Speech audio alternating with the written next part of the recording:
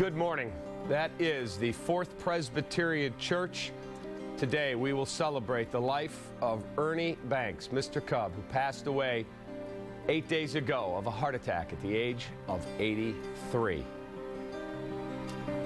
Alongside Todd Hollingsworth, I'm David Kaplan. We will carry the service for you, which is scheduled to start at 10 o'clock. But over the next hour, we will have several celebrities and luminaries checking in as they join us with their thoughts, their remembrances on the greatest player in the history of the Chicago Cubs franchise. He's Todd Hollingsworth. I'm David Kaplan. We do have Kelly Crow and Patrick Mooney on location at the church. But before we join them, let's hear from Billy Williams, another Hall of Famer that Ernie played with on that famous 1969 Cubs team, as he talks about his friend. I think if people heard about that Let's Play 2, and that was for real, you know, because he always talked about being on a baseball field. This is one of the most important times in his life, when he was out on the baseball field just performing for the fans, not only here in Chicago, but all over the world. He enjoyed people. Billy Williams, Fergie Jenkins, Ron Santo, Ernie Banks, 4 Hall of Famers. They did not get to the postseason because there weren't expanded playoffs back then. But when you think of that team and you think of the great players, Ernie stands just a little bit higher simply because he was Mr. Cub. Well, he was Mr. Cub. I mean, you think of the home runs, you think of the position that he played on the field, the shortstop. I mean, you know, everything about Ernie Banks was great. I mean, that's just it. Yeah, there's no doubt about it. Talented team that wasn't going to be defined by playoffs. That's the one thing that it really does amaze me about this story. You know, in today's day and age, we define our players, we define our stars, Derek Jeters and, you know, the guys that are greats, you know, by playoff appearances, playoff records, playoff success. He didn't have any of that. And, you know, you look at everybody, how everybody has, you know, come out, obviously, when Ernie passed and really said what he's meant to them. And I think back to when I met him for the first time when I was 20 years old in the Dominican Republic, of all places. I was a Dodger. He was Mr. Cub. And, you know, the advice that he gave me then, I'm so moved by the person that he was, more than really the baseball player. And that's, to me, what sums him up, is that he's a Hall of Famer. I couldn't get to that level as a player, but as a person, what an incredible person. Todd, when you joined the Cubs for the 2004 season, you had already met Ernie, but you didn't have a long relationship with Ernie.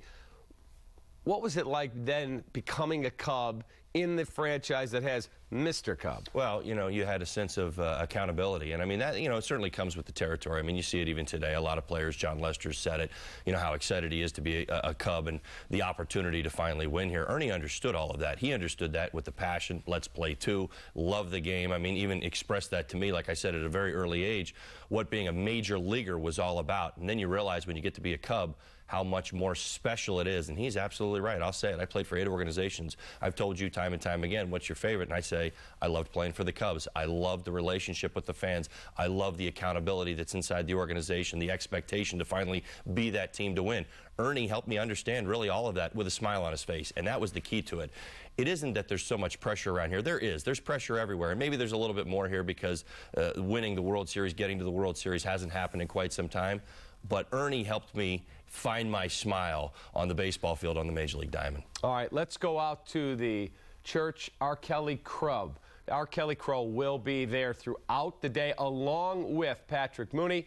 Kelly Crow joins us now here on Comcast Sportsnet. Kelly? Thanks a lot, Cap. Yeah, a very chilly morning here outside of the Fourth Presbyterian Church, where family members and friends, former teammates gathering to one last time say a final farewell, remember and celebrate the life of Ernie Banks. And fans have actually been lined up outside of the church since about 8 a.m. this morning, hoping to get a seat in what is sure to be a very full service, as we've seen all week long. Fans, their tributes towards Mr. Cub, and today the service is set to get started around 10 a.m. Former teammates, family members will all be speaking, 11 dignitaries in all. One of those former teammates will be Fergie Jenkins, who was here yesterday for Ernie Banks' visitation, and I had a chance to catch up with him. The former Hall of Famer putting Ernie Banks in a very rare class of players. Ernie was an icon. When you think of players that played in his era, Mickey Mantle, so many good, DiMaggio, Duke Snyder, I mean, Stan Musial. These guys were icons. They were the stars on the ball club, and Ernie was the first star with the Chicago Cubs, and especially a player of color. The impact that he had in opening the doors and making it more comfortable for African American players, what was that? What did he stand for? What did he create? Well, Jackie Robinson was first, and then Dobie was second. Of course. So that the creation of being that players of color could play in Major League Baseball, and Ernie being the first real star, I think it gave Billy Williams less pressure, myself, and other players. We had a fellow, Andre Rogers, that was on the team. He had left. George Altman had left. But I mean, the less pressure because Ernie had taken it all away because he had done so good a job. 2 MVPs as shortstop, then he went to first, and he was still really playing well and still productive. I seen him hit his 500 home run in Wrigley Field, 512. I mean, he still had that aura. And that's what players a lot of times play on. You play on, sure, energy, Of course. but the aura of putting that uniform on every day. You are a Chicago Cub, and he loved the city. He loved playing for the Cubs. As he moved into coaching and his other things, what did you take away, though, from the time you did have in terms of maybe a way you wanted to implement something in your game? Well, you know, as I said, he was a constant professional. And what was nice about, he always talked about the game of baseball. Always. They gave that Mr. Sunshine, Let's Play 2. I called him AM and FM. He was like a radio. You couldn't turn him off. And he would constantly talk all the time about the game. We'd be on the road, St. Louis. I know I'm going to get Gibson. I'm on the road in L.A. I'm going to get Drysdale. Or I'm going to get Seaver. Or I'm going to get Carlton in Philadelphia. And he says, hey, I'm out there for you, Jinx. I'm going to get 2 hits, 1 drive in, some runs. We're going to beat him tonight. And I mean, I'd love to hear that. I mean, he always talked positively about what he wanted to do and how the team was doing.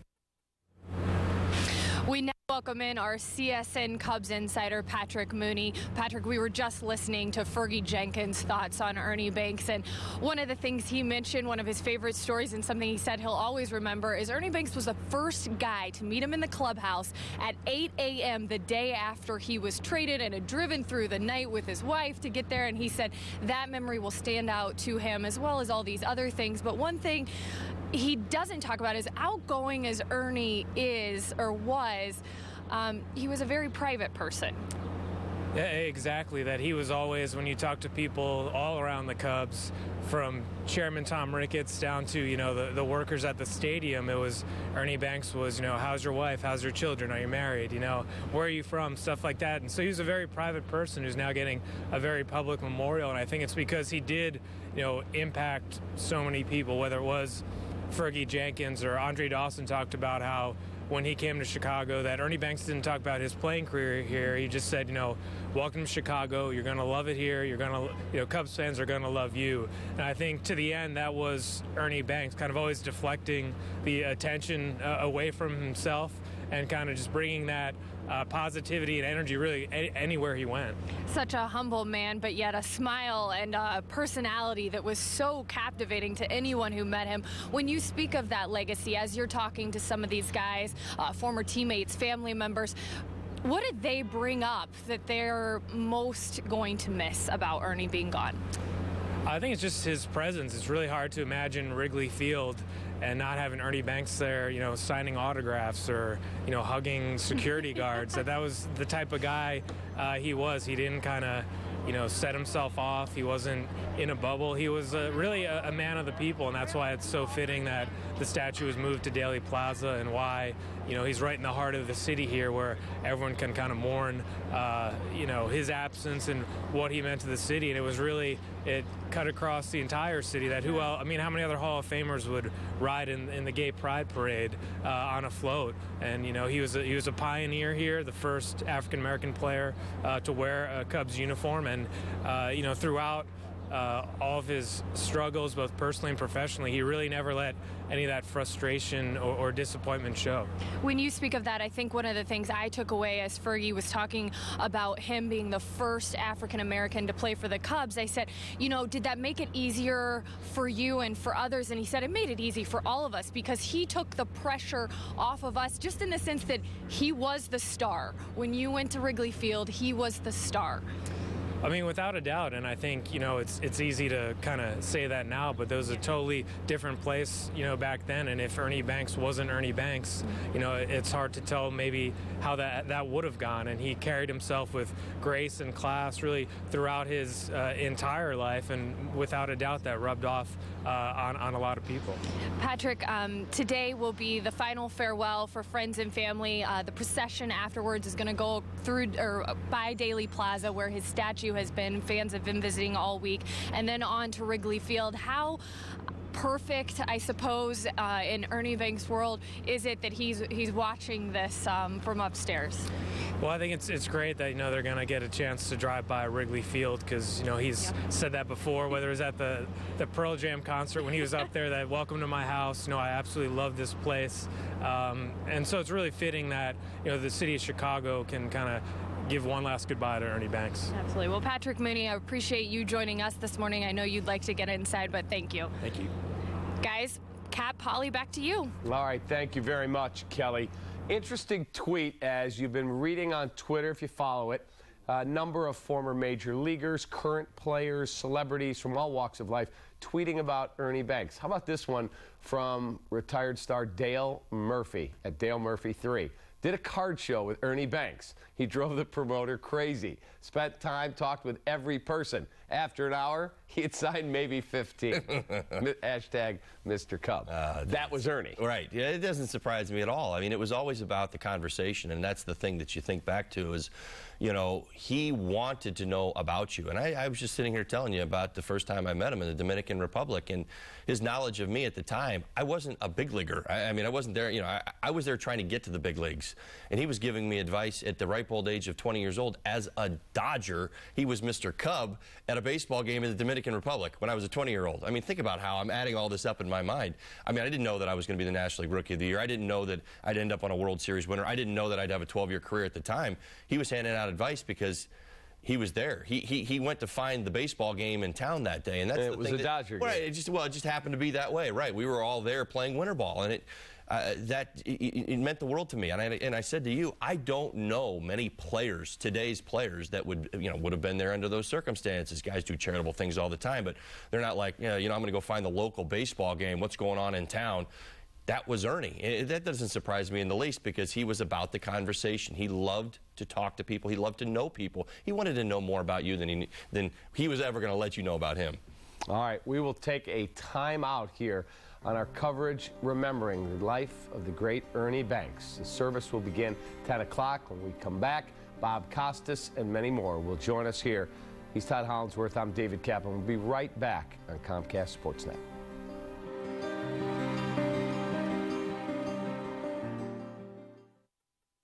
I'm really into this car, but how do I know if I'm getting a good deal? TrueCar knows exactly how much people have been paying for the car I want. I tell TrueCar my zip and what car I'm into, and it shows me the TrueCar curve. This shows the range of prices people in my area actually paid for the same car. Looks like these folks paid a little more than everyone else. And this guy got the deal of a lifetime. This is how car buying was always meant to be. This is TrueCar.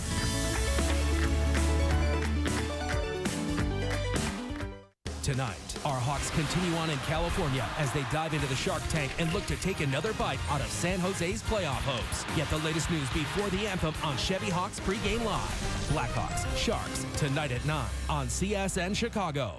Many people think you run a business just to make money. No, you run a business because you get to build something. And why? You were born to run a business. At MB Financial Bank, we know why you work. MB means business. Introducing a better way of car buying.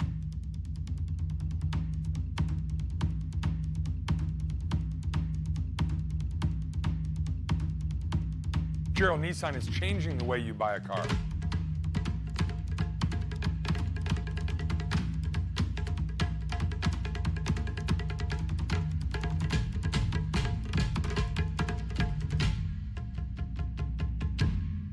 First-year on Nissan is always a better deal. I guarantee it. The DirecTV customers you're about to meet have allowed us to switch their service to Dish Network. When we switched, we expected to have the same channels, basically the same package, same price, but what we found out was we were missing some of our favorites. The channels that we found out weren't in our package were actually available on Dish Network, but they were on the upgraded package, so we'd have to end up paying more for channels that we got when we had DirecTV. It's just not a fair comparison, right? So we might be paying less, but you're certainly getting less. At Mike Anderson Chevrolet, we want you to love your new vehicle. And we want you to love buying at Mike Anderson. Car buying should be fun. Visit our showroom and find the car or truck that you love. Financing with us, it's a breeze. Our sales and finance team have over 100 years experience selling cars. Get excited and come in to Mike Anderson Chevrolet. Lease a 2015 Malibu LS for only $189 a month. Visit Mike Anderson Chevrolet in Chicago, 1 mile west of the Kennedy on beautiful Irving Park Road. Mike Anderson Chevrolet, the Chevy Giant. A celebration of the life of Ernie Banks. That is the Fourth Presbyterian Church. Shannon J. Kirshner, the pastor, the Reverend Shannon J. Kirshner, will officiate. That will start right around 10 o'clock, and we will have it for you in its entirety here on Comcast Sportsnet. And we continue our coverage. I'm David Kaplan with Todd Hollandsworth. Interesting as we go through Twitter, some of the other tweets we're seeing. Hall of Famer Greg Maddux. Ernie Banks will be missed. He taught me and the rest of my teammates how important a positive attitude is. Much respect for his family. Ozzie Smith at STL Wizard. Ernie Banks was a perfect example of what Cubs baseball is all about. The unwavering pride of being a Cubs fan is rooted in Mr. Cub. Rest in peace. The great Bob Costas joins us now as he gets ready for the Super Bowl. We want to talk about the life of the great Ernie Banks. Bob, thank you for taking some time for us. When you hear the name Ernie Banks, he's a Hall of Fame baseball player. What's the first thing that pops into your mind when you think of Ernie? A smile. And I think that's one of the nicest things you can say about any human being, no matter their walk of life. When you hear their name, when you think about them, will your first impulse be to smile? That's what he was all about. That's why he was Mr. Cub. That's why he was perfectly suited not only to the baseball of the 1950s and 1960s, which primarily encompasses his career, but to Wrigley Field, to those Chicago Cubs, to baseball in sunshine, because he was Mr. Sunshine. You know, I think back, well, maybe the best interview that I ever watched was you sitting at home plate at Wrigley with the late Harry Carey. And so I asked Ernie if we could do the same exact interview, and we got to do that in 2012 in the summer at Wrigley. And he opined on so many unbelievable things, from the racism that he dealt with to why he smiles and treats people the way he did throughout his life. What's your take on Ernie Banks? Because he's so much more than a baseball player. He was a better person than he was a player, and he was a Hall of Famer. You know, that's a cliche when people say he was an even better ball player, or an even better person, rather, than he was a ball player. But in this case, the cliche is true. You can hit 512 home runs. You can hit more than 40 home runs 5 times. You can win 2 most valuable player awards each time with second division teams. You can be Mr. Cub. You can be a Hall of Famer, and you can still be a better person than all those statistical achievements add up to. And that was Ernie Banks. The other day, you and I spoke, and you came up with a great idea of how to honor Ernie's life and his memory. What was that idea? Well, it's a simple idea. I think every year the Cubs should play 2, not a day-night doubleheader, as they sometimes do now, as teams do, just to get 2 admissions, and not one that's forced by a rain delay and the schedule forces it on you late in the year, but a scheduled doubleheader, both games in daylight, so you can start at noon. The Cardinals are an obvious opponent because they're a long-standing rival, but it doesn't have to be the Cardinals every time. And there doesn't have to be an elaborate ceremony every time. Maybe the first time you do, and you bring back players, both opponents and teammates, that were associated with him during his era of baseball. But after that, it's just Ernie Banks Day. It's just a day that you play 2 at Wrigley Field, and even though there's lights, you don't dare turn them on. You play those games in the daytime. Bob, when I think back to the chance I had to interview Ernie at Wrigley, I took him to this place in his mind that the Cubs had won. And I said, the Cubs have won the World Series. Can you believe it? How would you react? And his answer was, I would wait till every single person left the stadium, and I would ask to be left alone. I would walk out on the mound, and I'd see Jackie Robinson standing over there on the side where he first talked to me, and I'd see all of these different people that impacted his life and think about how many people didn't get to experience it, and the Cubs have finally won. If that ever had happened, the Cubs winning the World Series, how big would that be?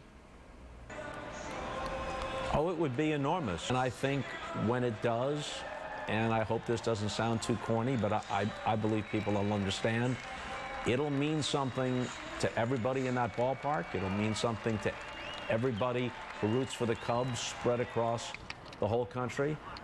But Ernie Banks will be there. Harry Carey will be there. Ron Santo will be there. They'll all be there when it happens. I was amazed. The New York Post, the New York Daily News, the Boston Globe, the LA Times. Ernie Banks was a front page story in those markets. What does that say about him? As he should have been. He was an all-time great player on his own merits, but he also represented and personified a period of time in the game's history when there was a certain romance around it. And he's also an historic figure. I think people either have forgotten or never knew that Ernie Banks played in the Negro Leagues.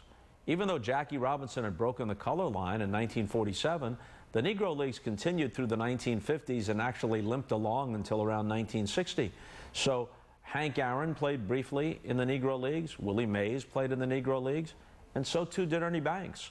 So they came out of a history of stark segregation and injustice, and they were among the first wave of players that began to chip away at that injustice. So their legacy isn't just the numbers next to their names, it's the change in the game itself. And because baseball really was then the national pastime, not just another sport, it was the national pastime, that made a difference. Without trying to overstate it, Jackie Robinson and Willie Mays and Hank Aaron and Ernie Banks and those who followed, they're part of the civil rights movement. They mattered. There's a wide array of personality traits and character traits, regardless of your ethnicity or your background. And Ernie Banks was, above all else, just a wonderful, kind human being. And I think that that changed people's hearts in its own subtle way. That he was part of taking us forward in his own subtle way. Bob, I appreciate you taking time. Best of luck with your Super Bowl coverage. Keep up the great work. Thank you very much, Dave. All right, back to Twitter. Steve Garvey at Steve Garvey 6. God gave Ernie Banks the skills to be a great baseball player. But when he was through, he became a disciple for our national pastime at MLB. Ronnie Lott. Everybody wanted to be Ernie Banks. Truly one of a kind, and the world is poorer without him. Hashtag Let's Play 2. Hashtag Mr. Cup. All right, let's stay on that Let's Play 2 theme. Bob Costas talked about it. A doubleheader, not a split doubleheader where you get 2 admissions. A true in the sunshine, started earlier in the day, doubleheader once a year. Call it Ernie Banks Day. Cubs-Cardinals would be a great way to start it off. What do you think? I love it. I think it's a tremendous idea. I mean, it's something that I'd like to see happen. I was just asking you, has there been more conversation about this? Why can't it happen? You know, when I played for the Cubs in 04, things were different. I mean, we had a lot of different start times, but you knew that as a Cub. I mean, this is not like throwing a wrench into it, where the players themselves would be dealing with a set of circumstances that they haven't dealt with before. Now, most players don't play too many doubleheaders, but when you know it's coming, and that's what most ball players will tell you, it's okay. Let us know it's coming. You're going to end up with an extra off day, which is a good thing. So I don't see why not. I mean, this is a great way to commemorate Mr. Cub, to commemorate Let's Play 2. We know what he stood for, his love affair and his passion for obviously the Cubs and baseball, and the idea that I don't want to leave the ballpark that day. I think it's a tremendous idea, and one that I hope gains some steam. All right, we have to take another time out here on our coverage, remembering the life of the great Ernie Banks, Mr. Cub, who passed away 8 days ago of a heart attack at the age of 83. You are looking at the Fourth Presbyterian Church as the mourners file in. We'll continue our coverage here on Comcast Sportsnet.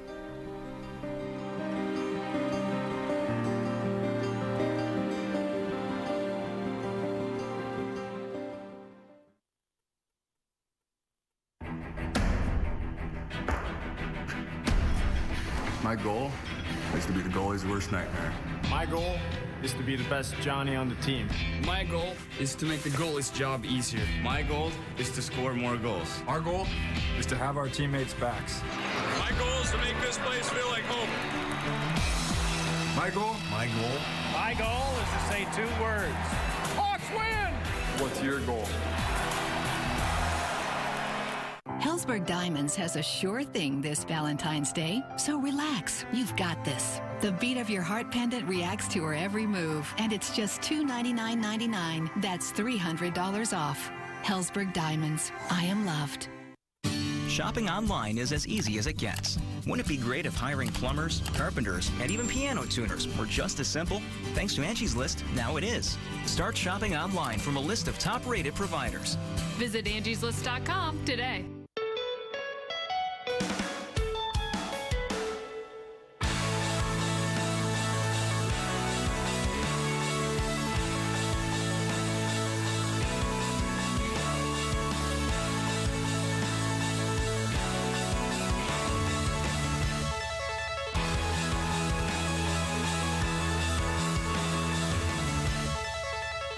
Amazing Cascade video walls from Prism. Learn more at prism.com. Looking sharp, Len. Who's the lucky lady? I'm going to the bank to discuss a mortgage. See, you need a loan, you put on a suit, you go crawling to the bank. This is how I dress to get a mortgage. I just go to Lending Tree. I calculate how much home I can afford. I get multiple offers to compare side by side. And the best part is, the banks come crawling to me. Everything you need to get a better mortgage. Clothing optional. Lending Tree. When banks compete, you win. Okay. Awkward. The 2015 Toyota Camry, designed and built for the bold. A sculpted body with muscular fenders adds to its commanding stance. Camry has an interior that thrills before you even start moving. Sit inside and you'll very quickly see and feel the difference. Get 1.9% APR and a bold new 2015 Camry, plus get $750 bonus cash, or lease Camry for just $189 a month. It all starts at Toyota. Let's go places.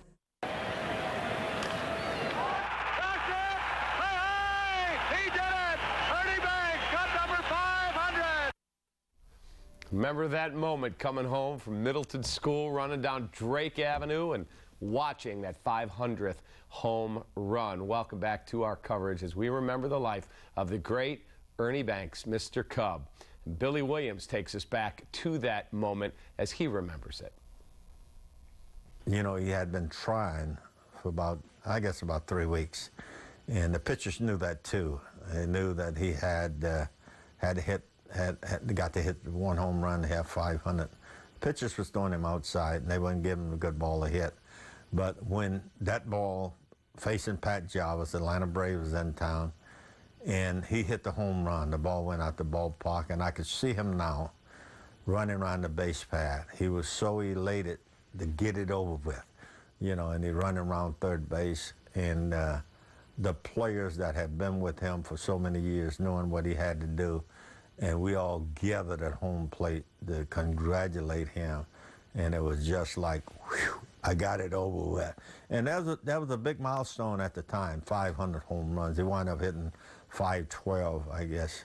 But that was a big moment for him and a big moment for the teammates who followed him. You know, Holly, you think about that home run. 500, that's always been the benchmark. You get 500, you're going to the Hall of Fame. And then we had the steroid era and everything that went with it. That was big time. Well, that was big time. I mean, I guess that's just it. I mean, I almost feel like through this last week and 8 to 9 days, you know, since we've had the opportunity to reflect and think back of Ernie, that we kind of have sided with the humanitarian side of things, how we talk about Ernie the person, you know, his relationship with fans and people, you know, talking to Bob Costas, saying a lot of the same things. I want to talk about the player, man. One of the quickest bats I had ever seen. I mean, you look at it. I was just sitting here doing it. I mean, the leverage that he had right there, the ability to explode on that fastball as it was coming in right there. I mean, he's in a lane that I couldn't do. I had to keep my hands higher because I had to create more force. I mean, you don't realize how hard it is, how strong and how powerful wrists that he had to have in order to hit that pitch right there and so quick through the zone. Amazing, amazing player and incredible hitter. All right, let's go back to the Fourth Presbyterian Church where our Kelly Krull is standing by. Thanks a lot, Cap. Well, the Hall of Fame crowd continues to roll in. We just saw Frank Robinson pass by earlier this morning, Anthony Rizzo and his father passing by. And it's like everyone who comes by wants to say, you know what, it's chilly out here, but this is a day Ernie Banks would have said we could still play too, guys. So it's certainly one of those afternoons where fans and family members are remembering him fondly, celebrating his life here this morning. You guys were speaking of Billy Williams, the player that Ernie Banks was. One of those who remembers him growing up was Andre Dawson, and he said, you know, this is a guy that everyone wanted to be. I came into the Cubs organization knowing I was playing for the team Ernie Banks played for, and I had a chance to sit down with him as he was in town yesterday for his visitation, and he spoke about his memories of Ernie. The very last time I was in his presence, and we were at Harry Carey's, myself, Ernie, Anthony Rizzo. We had a Q&A with the audience, and they would ask Ernie a question, and Ernie would kind of flip it and put either myself or Anthony on the spot by asking us the question. And I'd be like, wait a minute, something is wrong with this. They ask you the question. So at that point, you could really start to see the humor that he had in him. We take photos, and we took photos with the audience, and whoever the coordinator was trying to get people through the line. So it was like a hurry up, rush thing. And Ernie was telling him, hey, get out of here, leave the people alone. So I can just only think of just how pleasant a disposition he had. Within yourself, how do you want to honor him this weekend? I would just, you know, I thought on this, and he's gonna be buried on his birthday. Mm-hmm. And it's a sunny day in Chicago. How appropriate would it have been if he could have made one last stop to Wrigley Field and leave us that way, or, you know, exit us that way. It's bitter cold outside, but it wouldn't have been too cold to play too. And I just wanted to honor his life in a joyous way, you know, because that's the kind of person that he was, and that's the way he would want it to be. Certainly tough to find the proper way to tribute such a wonderful man. As you take a look inside the Fourth Presbyterian Church, people continue to file in. The services starting in just under a half an hour. Of course, we are live outside here downtown Chicago. And now I will send it back to you guys in the studio, Cap and Holly. All right, thank you very much, Kelly. Some very eloquent words from Andre Dawson, who played for the Cubs and had a great, not a long run, but a great run while he was here. But every single person that talks about Ernie Banks talks about the smile. Well, the smile, right. I mean, the joy of the game. I mean, even I talk about it. And again, my relationship wasn't, I didn't get to play with him. I mean, I grew up watching him a little bit, watching what he was as a player, and then getting to meet him and develop a relationship after that. There's no doubt about it. I mean, that's the one thing that I learned, and I said to you, you know, that I extracted, say, from my minor league years, was the understanding that each day is unto itself. As a baseball player, you get the, you know, the privilege to play every day. But without that smile, you're going to fail miserably. And we all have varying degrees of a smile when it comes to our careers. But he understood that, you know, each day I'm going to try and be great, but tomorrow's going to be different than today. And whatever happens today, I need to forget it and move on. And that's who he was, and that's what he helped me understand. And listening to Andre talk about it, I mean, it is amazing when you talk about guys who, like Andre, had fantastic careers, looked up to Ernie, built their game around what Ernie was all about. All right, we have to take another time out as you see Secretary of State Jesse White and many others as they find their seats at the Fourth Presbyterian Church in Chicago. We will have more as we remember the life of Ernie Banks right here on Comcast Sportsnet.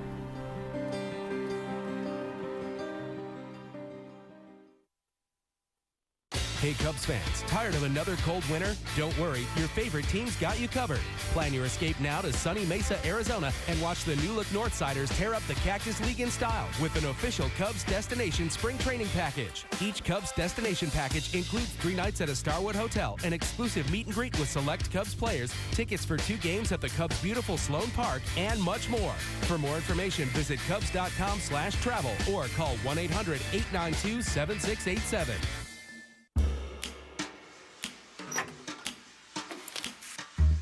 This is my office. Nice, huh? I'm an accountant. Freelancer. Private investigator. I have a mailbox at the UPS store. It's across the street. Nearby. Local. I can call them and see if I have mail. You can't beat the rent. They text me or send me an email and I have a package.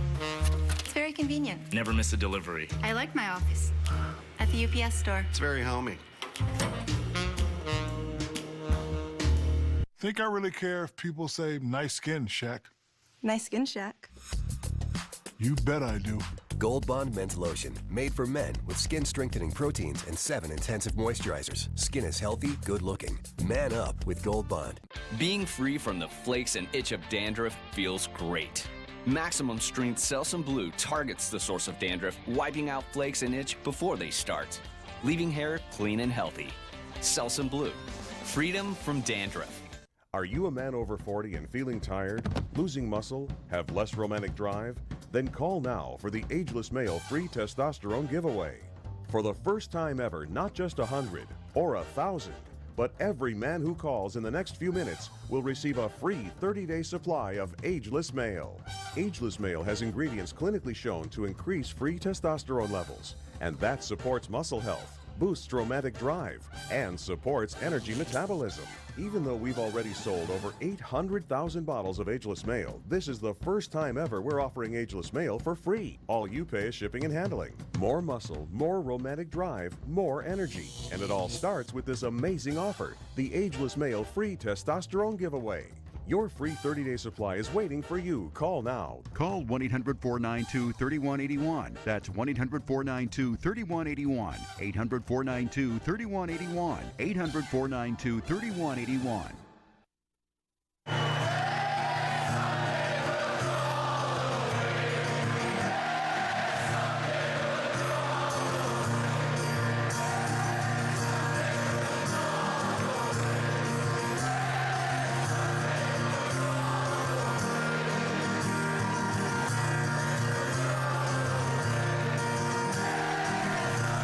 Ernie Banks with Eddie Vedder and Pearl Jam in the summer of 2013 at Wrigley Field.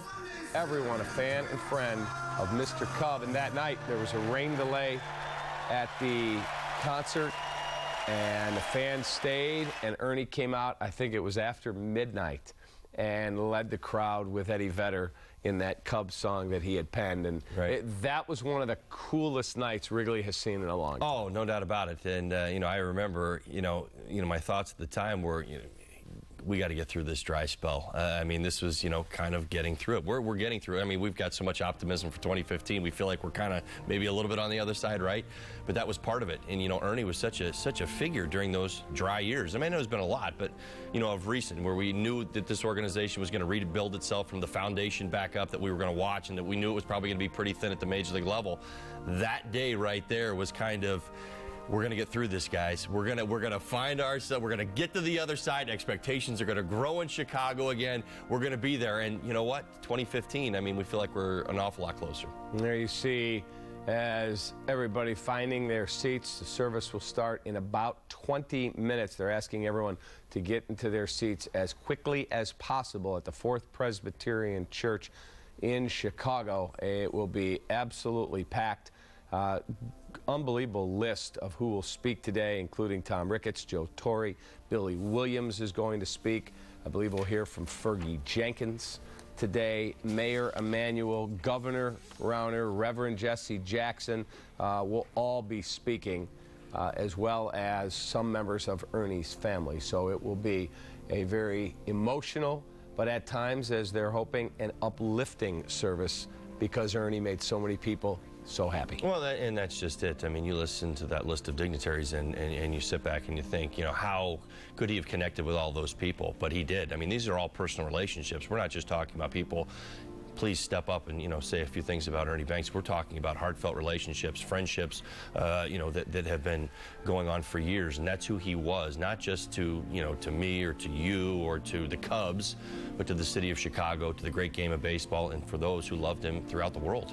All right, we will take another time out, and then we will go back out to the church and rejoin Kelly Crow. Again, the service begins in 20 minutes or so here on Comcast Sportsnet.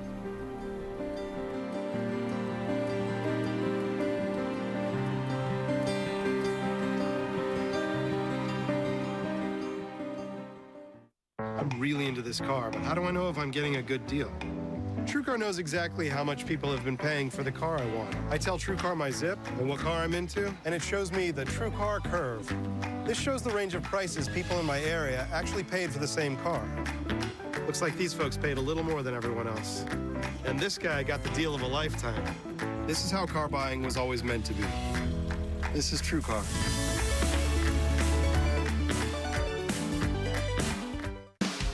The all-new Blackhawks store on Michigan Avenue is open now. Visit the flagship spot for exclusive Blackhawks merchandise, featuring over 30 new brands and an expanded selection of women's and children's gear.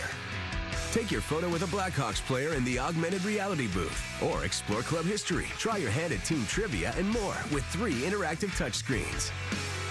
The new Blackhawks store is located on the Magnificent Mile at the corner of Michigan and Wacker. Stop in today.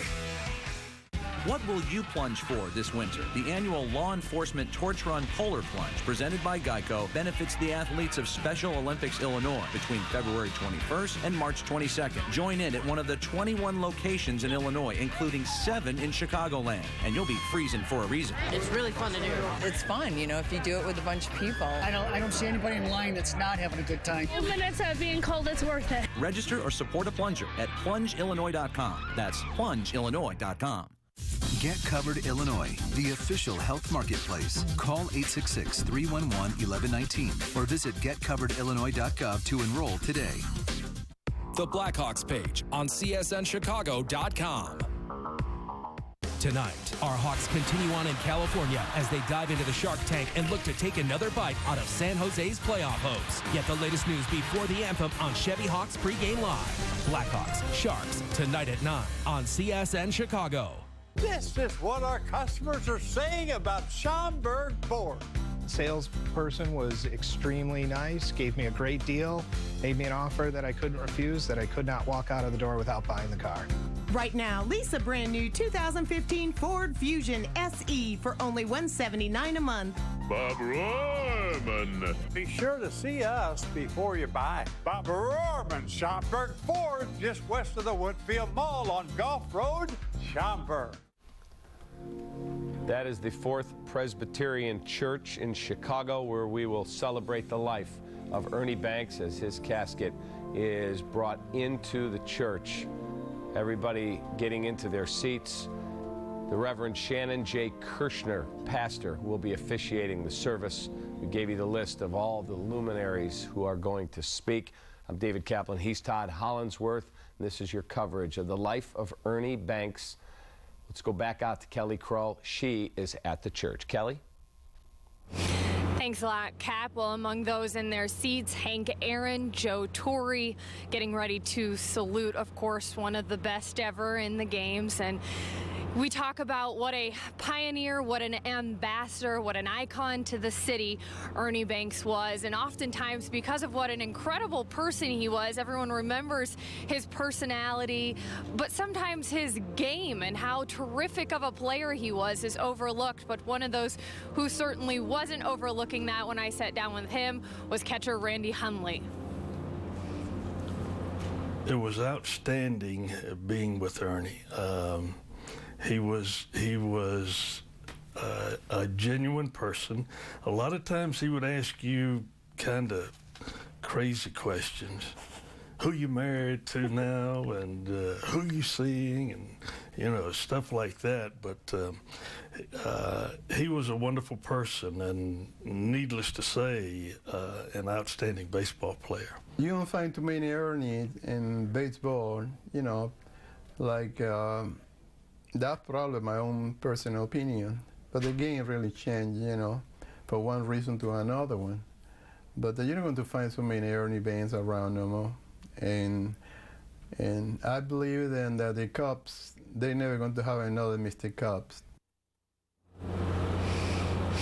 Jose also, at the end of that interview, one of the things he said he remembered most was actually when Ernie Banks then moved over to be first base coach. And he said at one point, forgot his signal. So he looks over and says, hey, Ernie, did you get the signal? And he said he didn't. Sorry, kid, you're on your own. I was over here talking to the fans. That was just the kind of guy Ernie Banks was. Of course, he said that in a laughing manner. And he says it's going to be a very emotional weekend for all of us. Very nice to see, of course, former teammates, friends, family, all filing in right now as they remember the life of Ernie Banks. We will, of course, continue our coverage. Here's the ceremony getting ready to begin around 10 a.m.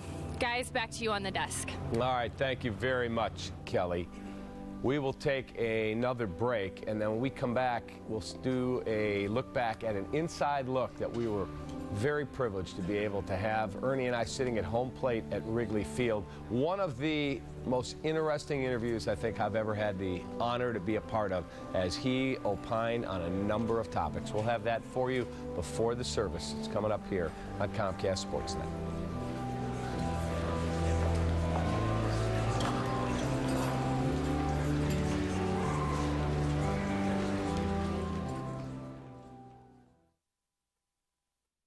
I love being able to go in the hospital and visit kids. Being a parent makes you realize there's nothing worse than having a kid that's sick or going through a tough illness. You put yourself in the shoes of other parents. Having had a couple of children now, I want to be out there even more.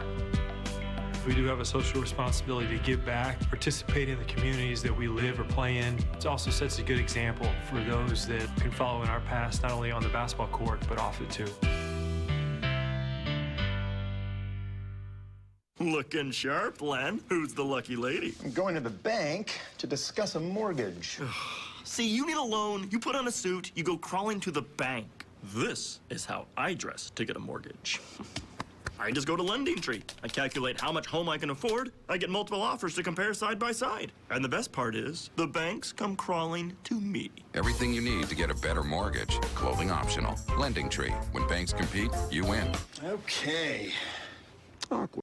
It's a sports fishing spectacular. The Chicagoland Fishing Travel and Outdoor Expo runs Thursday, January 29th through Sunday, February 1st at the Schaumburg Convention Center. Chicagoland's ultimate fishing show returns with hundreds of exhibits, including many of the major tackle manufacturers. Buy the latest gear from retailers. Book your next fishing trip. Compare 2015 fishing boats and learn from pros Mike Iaconelli, Gerald Swindle, Joe Booker, Marianne Husky, and many more. There's fishing fun for all ages at the Schaumburg Convention Center Thursday through Sunday. Don't miss it. So as you can see, this trend is going to continue, and moving forward, we need to be aware of it. You're late. Again. ESPN, serving sports fans everywhere. Metro PCS and Suburban Driveline of Villa Park present Monster Jam.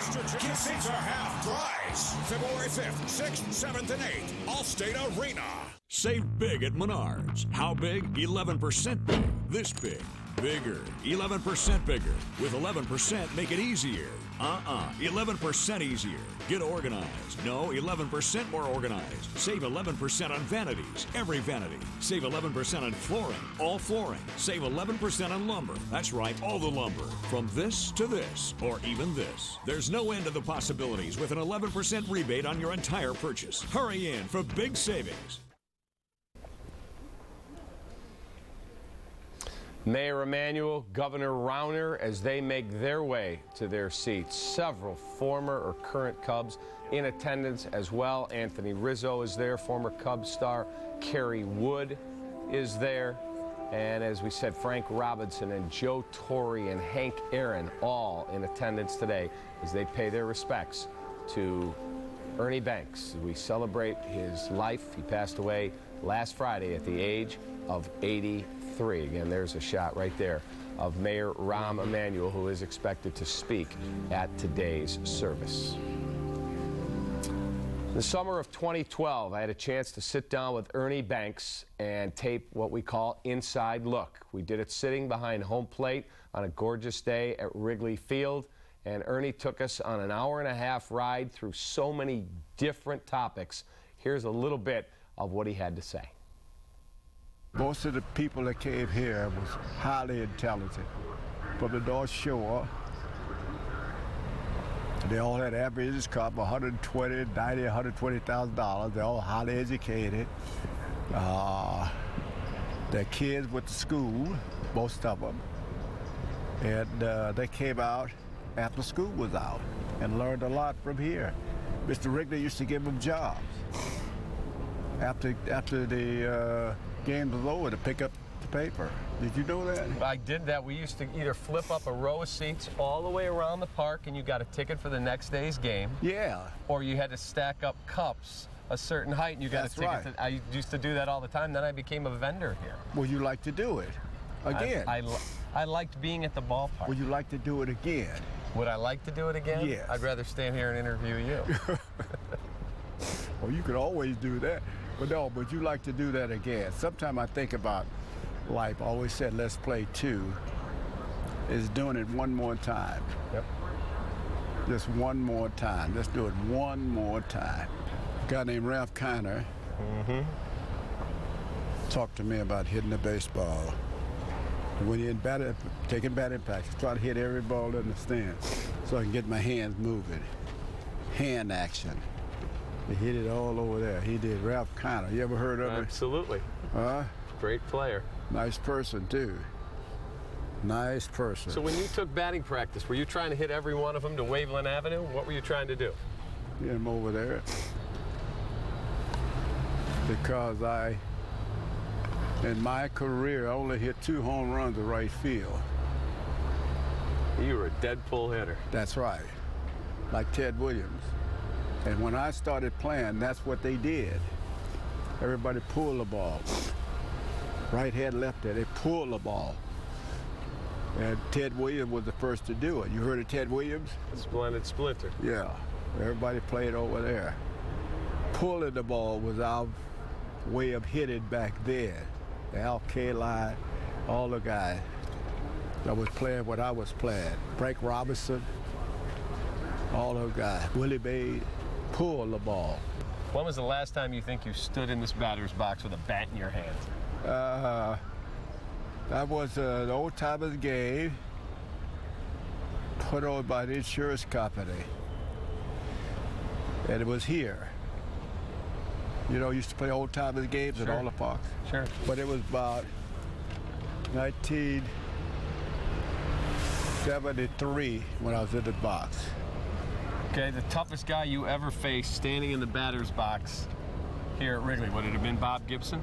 Is he the toughest to face? No. Who was tougher? Who you think? Juan Marichal. No. I don't know. Who? Huh? He didn't pitch here that much. Marichal didn't. Right. They always pitch in the next city. But my life was about it. Hank and Willie was about hitting the ball. Didn't care who threw it. So who was the toughest challenge? When you went to the park that day, you went, Just the ball. The ball, not the Just pitcher. think about the ball. How about that? And this what happened. I've said this in love. We came out of the South, segregation and all of that. Me, Willie, and Hank. They were born in Alabama. I was born in Texas. So we came to the major leagues. We wanted to knock the hell out of that little white ball. That's it. What? Who's going to throw that ball out here to me? I would have knocked it. We used to talk about it a lot. Beat the hell out of that little white ball. By far, the greatest moment in the 20-some years I've been on the air, standing on the field at Wrigley on a gorgeous summer day with Mr. Cub. I grew up a Cub fan. I'll die a Cub fan. Ernie Banks was one of my favorite players. And to be able to stand there, we did almost 90 minutes. And to be able to stand there and listen to him talk about things like that, unbelievable. Well, right. I mean, you were just telling me. I mean, that was the first time that he had been in the batter's box with a bat in his hand since the last time he hit as a Cub. I mean, that is amazing stuff right there. And you know, even the philosophies. You know, you kind of were talking about how we hit. And today, like I said, I could never have gotten away with that. Ernie Banks was a gift. The ability to be a pull hitter the way that he was. I couldn't have done that. Most of us can't. But even the education and learning how to hit at the major league level. Wow, what a story. Yeah, and when he talked about when I took batting practice, he said I would try to hit everything after talking with Ralph Kiner into the left field stands. Right. Not trying to put a show on for anybody, see if you can hit it down Kenmore or off over on Waveland or to Sheffield. Nothing like that. And he was a dead pull hitter. It was amazing to hear him talk about the mechanics of hitting, how it wasn't how strong you were, wasn't how big you are, it was your hands. Absolutely, right. I mean, I heard part of that, but I mean, with today's age and the knowledge that we have and sabermetrics and so many different things and ideas that, helping our hitters become great, two hitting coaches, all of those things, that communication with the other greats in the game was really how you got better. I mean, it was it. I mean, you think back to Ernie, how many people did he bring? Hey, you ever heard of Ted Williams? Right. This is how he pulled the baseball. Well, this is how I pulled the baseball. They talked about that together. This is what you need to do. Hey, listen, I see your swing. You need to come into batting practice every day and start pulling balls into the seats. That's going to help you become a great pull hitter. And the whole time I'm sitting here thinking, boy, how about that knowledge just got passed on right there? From one Hall of Famer to another, telling the other Hall of Famer, or soon-to-be Hall of Famer, listen, you need to lead with the head. You need to keep your hands inside the ball and pull. Get out, get out with the barrel and pull those balls into the seat so that you're ready that day.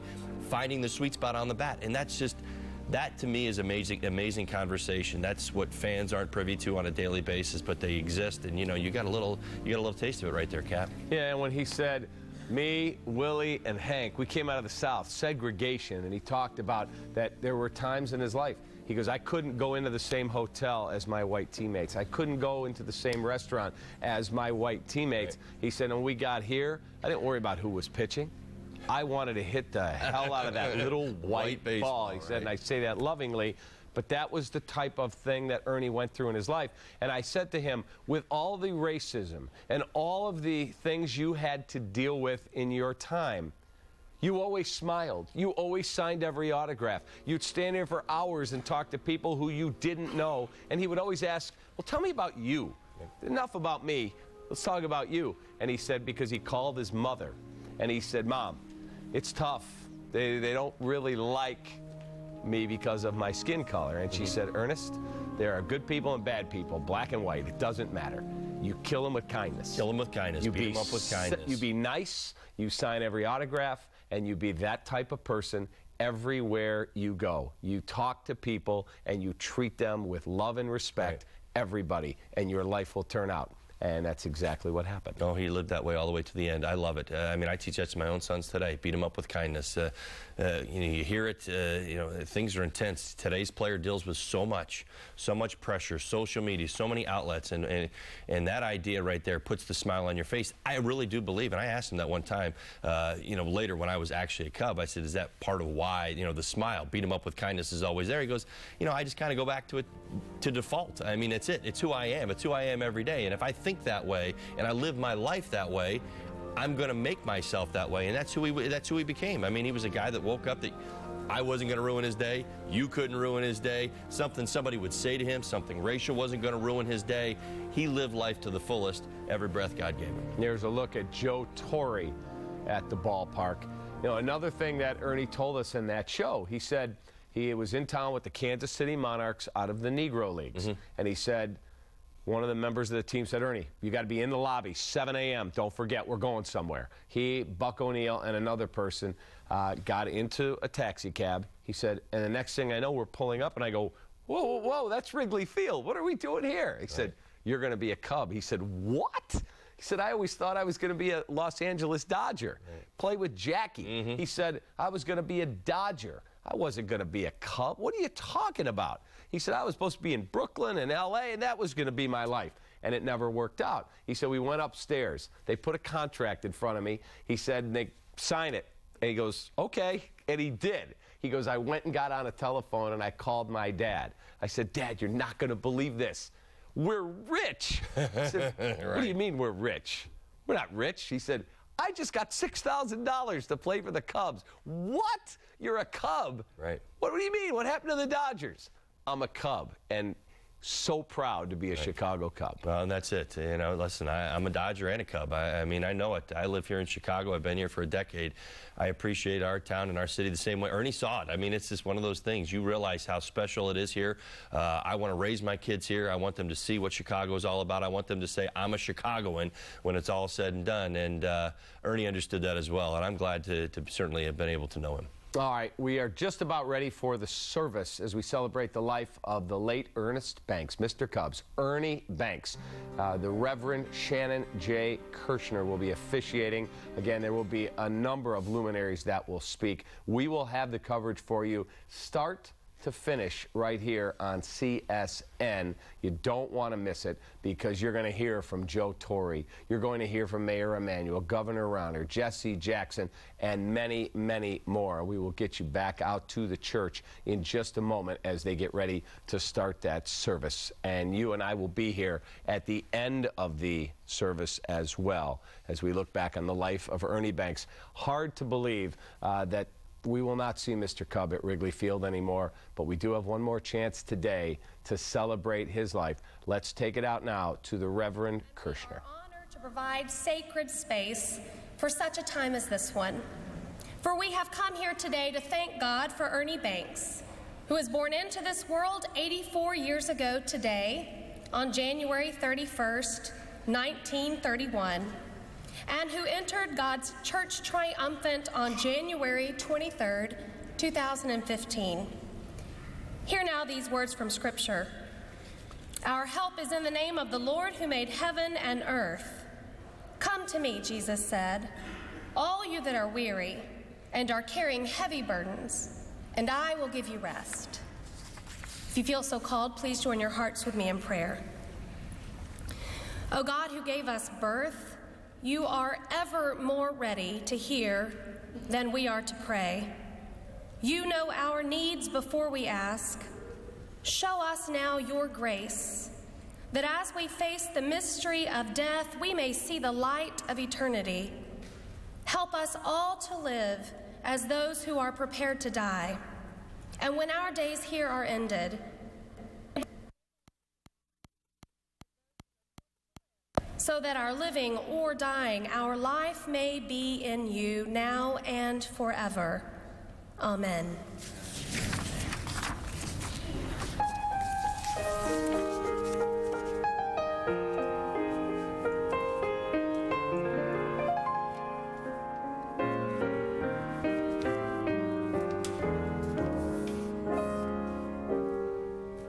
Each day I live, I want to be a day to give the best of me.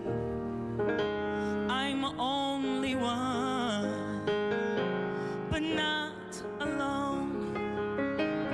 My finest day is yet unknown.